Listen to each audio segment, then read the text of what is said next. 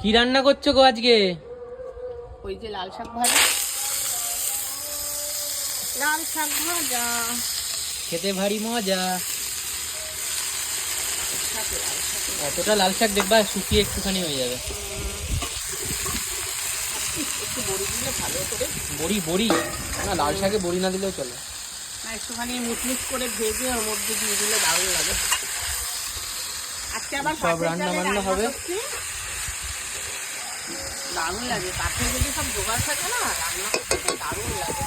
বিশেষ করে শীতকালে, বলো শীতকালে তো জমে আবার যায়। অনেকদিন পরে আমি কাঠে রান্না করতে চলে এসেছি বন্ধুরা।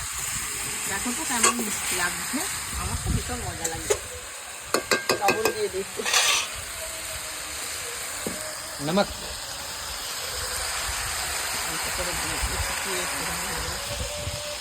ঢাকা চাপা দিয়ে রাখি।